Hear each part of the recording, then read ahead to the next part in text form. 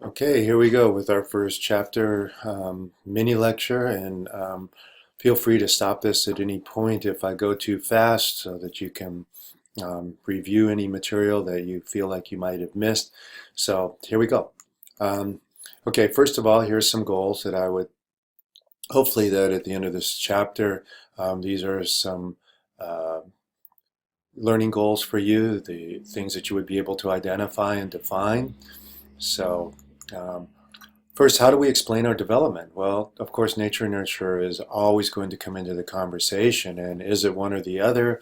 Or is it a magnificent combination of both, which I believe it to be? I think it's becoming more and more complex as time goes on, and it's harder to separate the two. Um, I want you to read these couple of quotes, and there's something that's important in both of them because they're by two of the people that I'm going to refer to most during this whole course. And the key point in the first one is each system can be modified by self-guided choices, and that's by Erickson. And the second one is by Yuri Bronfenbrenner, who is another key researcher that we're going to refer to quite a bit in this class. Matter of fact, one of your first assignments will have to do with his model. But again, if you read it, that for better or for worse, active producers of their own development. In other words, you play an incredible role in your own developmental process. And so, psychosocial approach is a product of the interactions between the biological, psychological, and societal processes or systems. And I kind of want to go through those very quickly right now. Um, First of all, the biological is self-explanatory. As you look at, it's going to be all of the things that just basically grow and develop physically. Um, so when we look at this, of course, your genetics are going to play a huge role. However, your lifestyle, as you go on and as you age and grow and develop, your lifestyle starts to become almost more important than your genetics. Your lifestyle can actually trump your genetics. So the last slide showed a lot of negative things that we can do. And this one hopefully shows you a lot of positive um, choices you can make to make your life go longer and in a more meaningful way. And then, of course, psychological system, the mental part of everything that's going to happen as we develop. And I'm going to focus on one part of that, and that is meaning. Um, so we are all looking for meaning in our life. I think meaning and purpose is at the center of our development. That as we go through life, if we don't find meaning and purpose in that in between stuff, then we're probably going to find ourselves caught up in anger, anxiety, guilt, depression, those types of negative life experiences. So we certainly want to look for meaning in our life.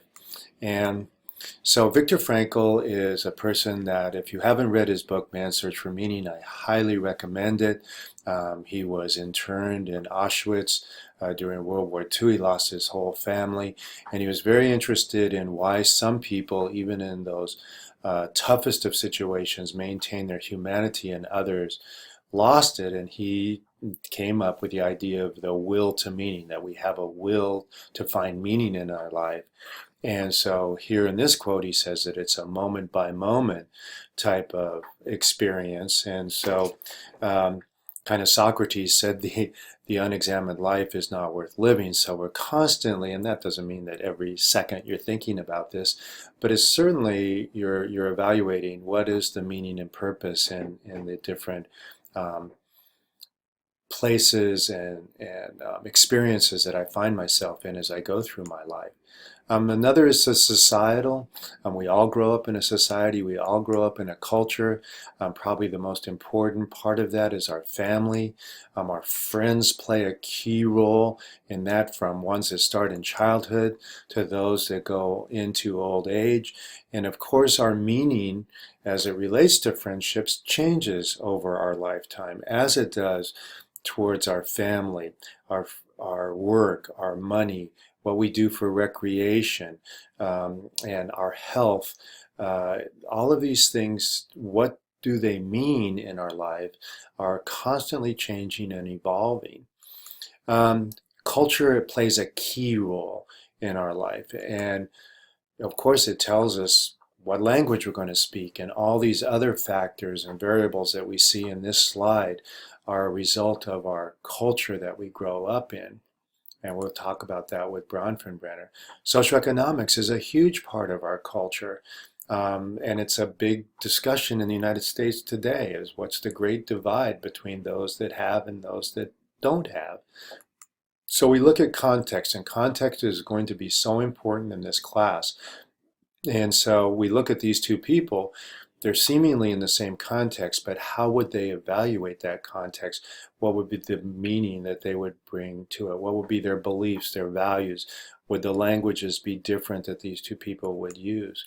Of course, education we're going to talk about throughout this whole class as a key to how people experience a more fulfilling, meaningful, and longer life. And of course, Mandela here says that it's the way that we will actually change the world.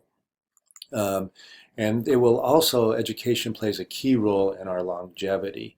And so what goes into our longevity? Certainly, then that's how long we're going to live, and it's getting longer and longer. You can check your book for the how long we expect people to live these days between men and women. And so physical exercise is very, very important. It does things for your brain that nothing else can do. And they found that one of the greatest activities you can be involved in for your brain is actually dancing and listening to music. Of course, relationships, interpersonal relationships are going to be key in this whole class. We're going to talk about them over and over and over.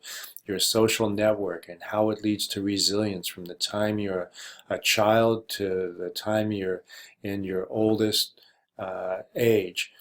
Social networks, your social convoy, who's going through life with you. So relationships are very important. And then, of course, we need to stay mentally strong, and we need to be constantly changing ourselves or challenging ourselves mentally. So you're doing that now by taking classes, but also you want to challenge yourself mentally and learning about many, many things as you go through life. And of course, there's the spiritual part of life that could be through religion, of course, but some people find it in nature. Jung said it was found in the collective unconscious. It's just kind of a sense that we're connected to each other and we're connected to something greater than ourselves. And that seems to become more important as people start to age.